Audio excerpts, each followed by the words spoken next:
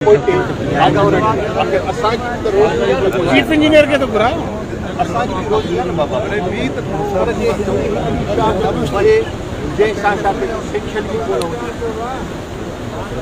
हिंदी शाखा ठुल उहा ठुल जो पानी मोहब्बत जो पानी ठुल जेका असांखे सफ़र करे हिन खां पोयां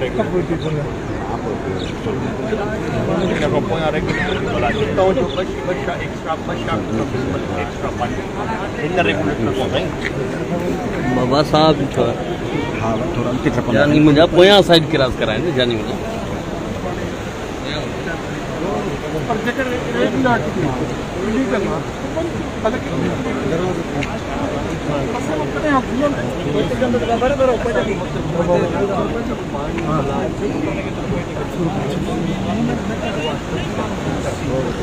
इसकी कमर की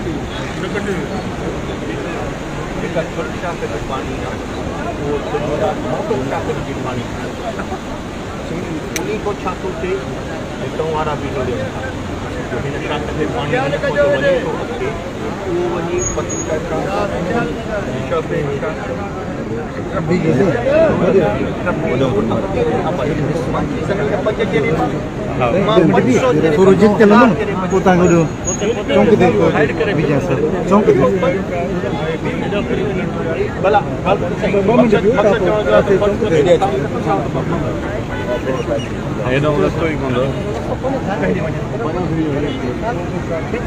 मोहम्मद शाफी पानी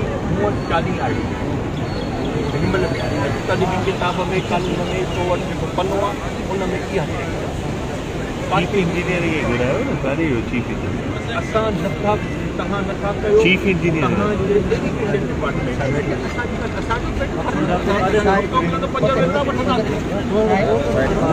इहो तव्हांजे डिपार्टमेंट जो कमु आहे साईं हाणे हिकिड़ी शाख जॾहिं 40 आरडी ताणी आहे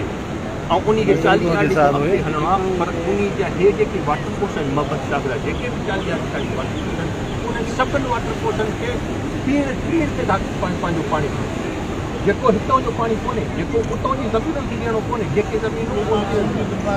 ॿिए पासे ठीका था खणनि साईं उहे ठेकेदार आहिनि साईं उहे ठीका था खणनि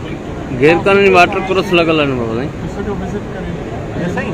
सुबुह जो तव्हांखे अचिणो पवंदो मार्च जा सुभाणे तव्हां 12 बजे खां टाइम रखो तव्हां अचो पाण बि साईं बि अचे तव्हां बि अचो तव्हां सरज़मीन ॾिसंदा वञो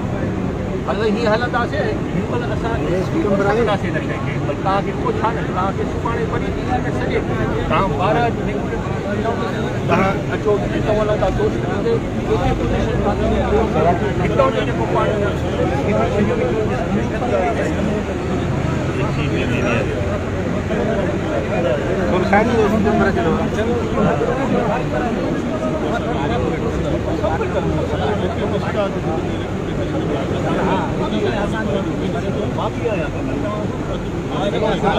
मुंहिंजो वाटर नथो हले ॾाढो थोरो पाणी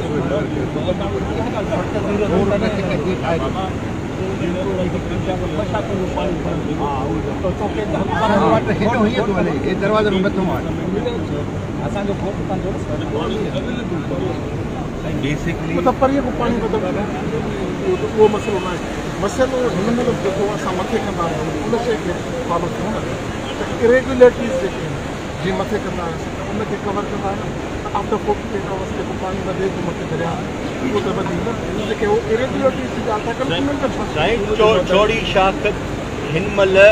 40 रेगुलेटर खां 40 आरडी खां पोइ अॻिते आबादी कान अथई घणा 40 ताणी सुभाणे सब इंजीनियर कहिड़ा तारिक साहब जीअं असांखे प्रॉब्लम थी जीअं होॾे कयोसीं गंगा खां वारे पासे पाणी हिते पाणी पूरो बरफ राजे जो थिए थो न पाणी प्रॉब्लम न बीहारे सर घटे में घटि 7 पीअंदो तवारा में आबादी हाणे ॾिस न तोखे चौड़ी शाख जो वाटर पोर्टल जी आबादी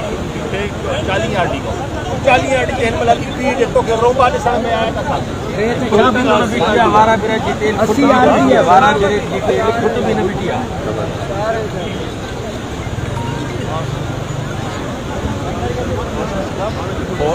फोन कौन देखा ही भला काथे आयो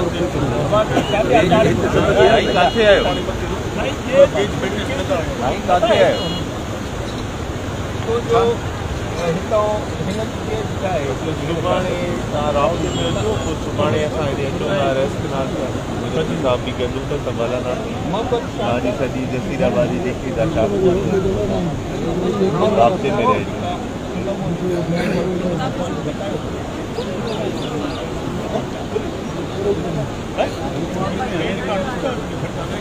mana dia bro obat समझौता फुल शाख ना कड़ी शाख तो ता थोड़ो समझो जल्दी जी ॻाल्हि फुल शाख जेका आहे उहा मोहब्बत शाख 40 आरडी वो भी लिखा है मजबूरी इहा आहे वो भी लिखना है वो भी ये जो मां उन चढ़ावा पर जेका फुल शाख आहे वो